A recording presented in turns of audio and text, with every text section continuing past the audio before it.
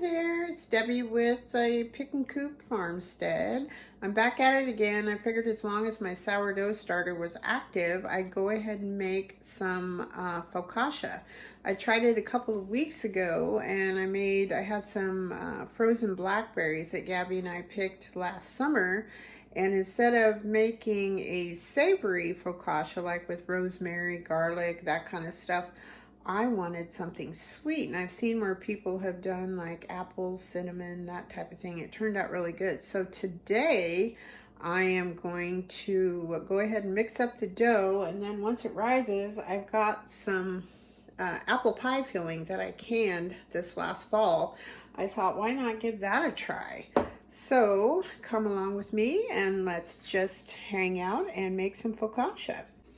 Okay, so I have everything out that I need. I'm going to go ahead and use my mixer with the dough hook. It seems to work pretty good with that. Then what you're going to need are some salt, flour, sourdough starter, warm water, and then I've got my toppings over here. I've got some unrefined cane sugar, some home canned apple pie filling right here.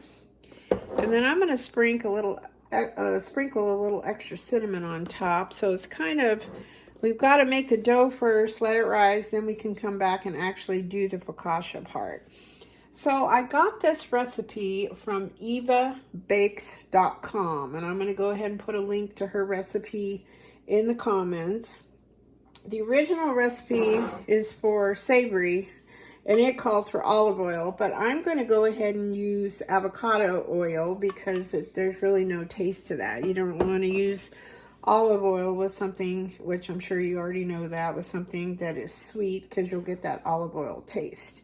So first of all, what it says is you're going to need 6 ounces of sourdough. You can use discard, and if you use discard that's not active, she says to go ahead and add some active dry yeast to this, but this is really active. So I'm going to go ahead and put that in, excuse me, my mixer bowl.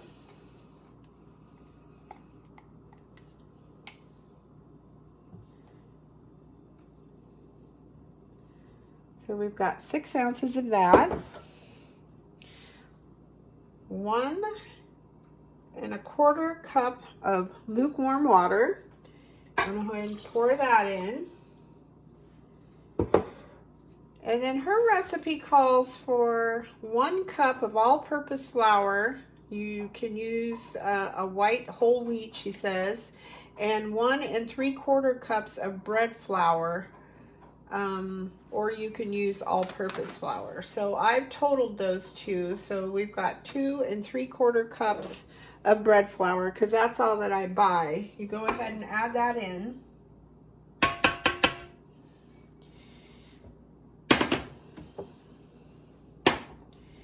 Let's get all this stuff out of the way.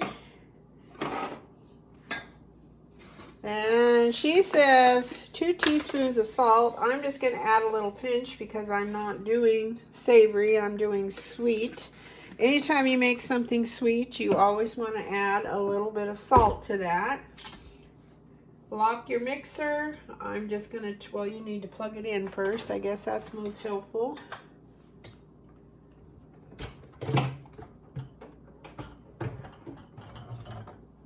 Bear with me here. I've got so many things. I got my crock pot going on with dinner. I got a pork roast in there. I've got kombucha brewing behind us. So we're going to mix this till it starts to combine. And once it starts to come together, then you can turn it up to medium speed. And it's kind of starting to do that a little bit. Let's pull it farther, maybe up here. And I'm going to turn it on.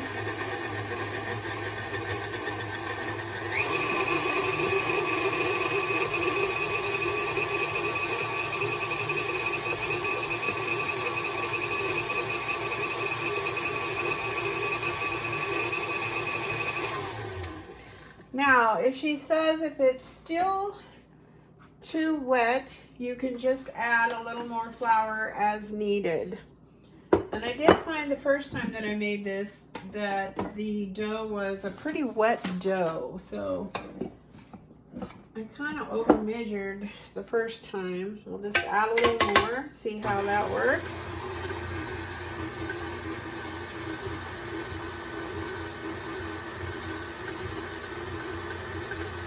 Let it incorporate a little bit.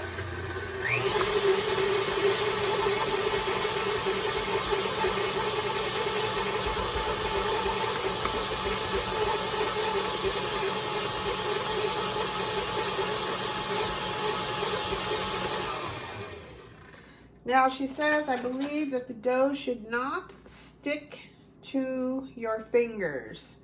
So it still looks pretty sticky there. Add another little scoop.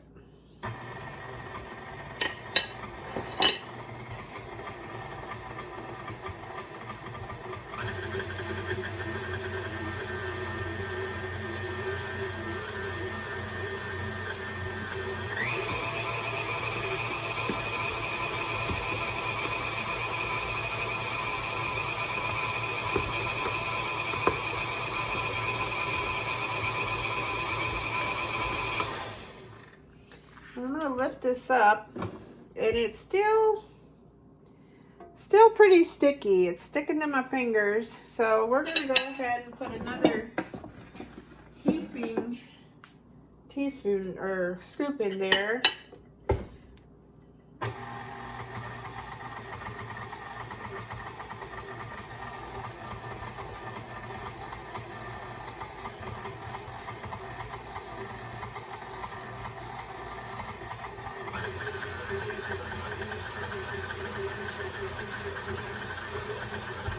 I think we're getting a little closer now.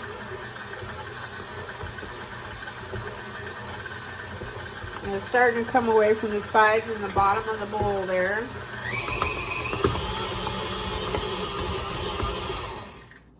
Let's take a look now.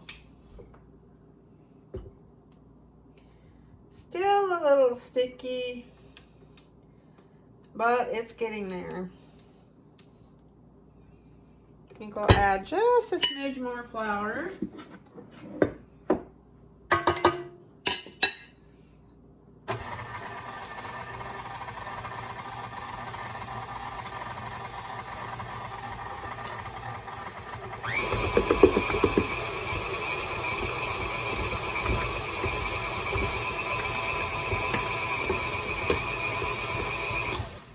Okay, so I think I'm gonna call this good.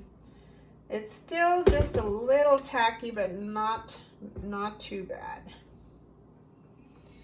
Now what we want to do is we want to cover this with plastic wrap and allow it to double in size, and it usually takes 1 to 2 hours. So after that happens, I'm going to lean in here and show you what the dough looks like. There we go. So we will be back after it's doubled in size. Okay, so we're back. Our dough's been rising for 1 hour.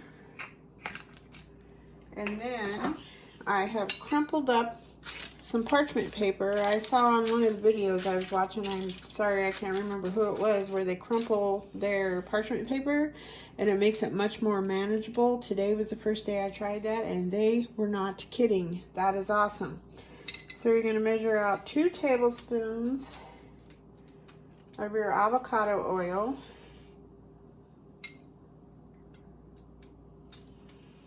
On your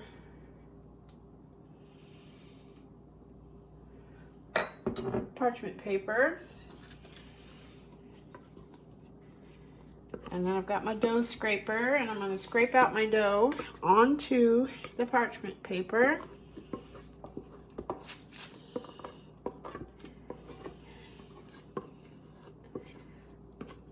I try to get as much as I can. Now it calls for a 9 by 12 baking pan, but I don't have anything that size, and I like to use my baking stones. which this one is a little too large, I think, but I'd rather try that. Last time I tried my smaller one and it was too small. So we're just going to try to spread this out. And if you put a little oil on your hands, it makes it a little easier. Try to keep your parchment paper where it's supposed to go.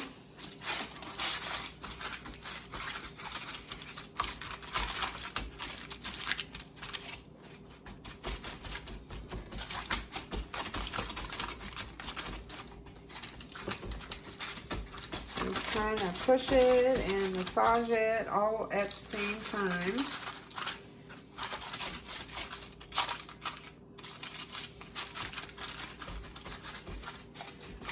So I think I'm just going to, well, I might go all the way across. Let's try it. Hopefully it'll rise enough to where it'll make it thick enough. Last time it was super thick.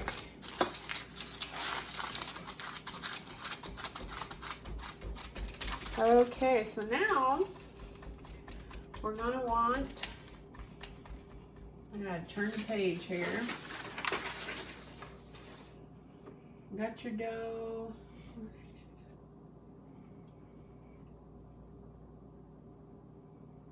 Okay, then we're going to sprinkle the rest of our 2 tablespoons, because the total was 4.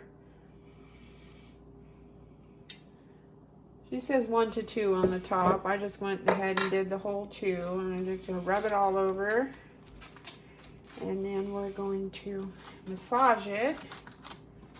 It's much easier when you've got oil on it.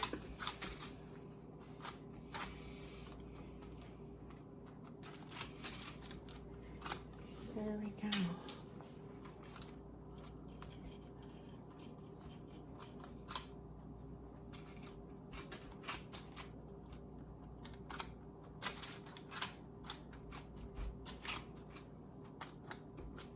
And I think that's about right. Let me grab a towel.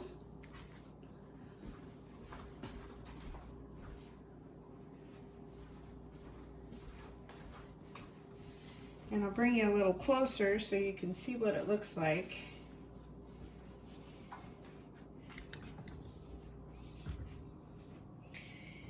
And there's a close-up view. So now we're going to cover it. We'll go ahead and cover this. There we go. Hold on, let me grab a towel.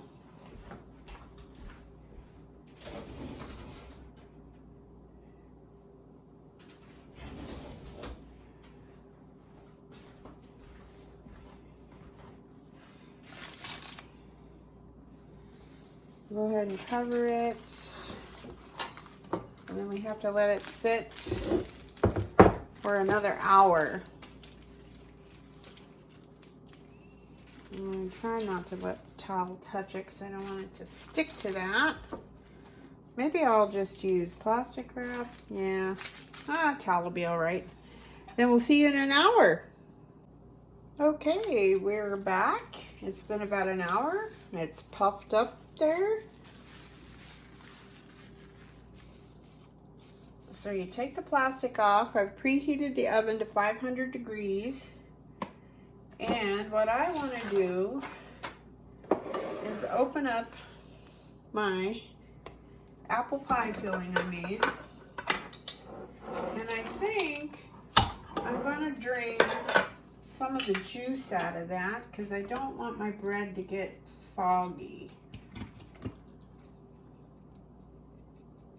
So I'm going to drain all that off, and then after I put this on, I can drizzle a little of that over the top along with some sugar. I think I'm going to sprinkle a little sugar on top of the bread.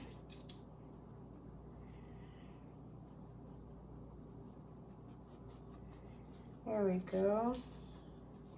Maybe sprinkle a little cinnamon. This is all just making it up as I go. The base recipe though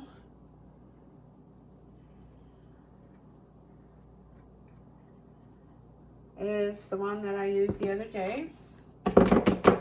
Okay, so now I think I'm going to get a little spoon and just kind of toss these out on there.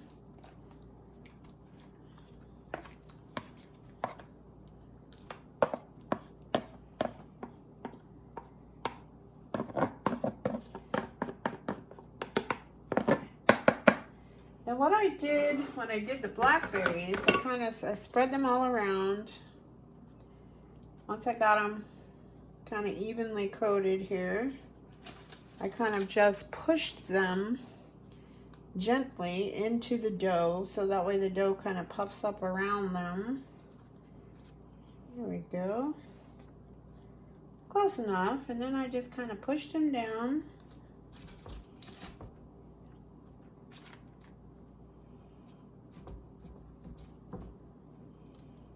Here we are. I'm going to go ahead and wipe my hands off real quick. And then we'll just drizzle a little bit of the juice, the thickener. I think I made this with cornstarch, brown sugar I think I used, and then some cinnamon. There we go. And that takes care of that. So our oven is all preheated. I'm going to go ahead and pop this guy in the oven, and then I'll show it to you once it's all baked.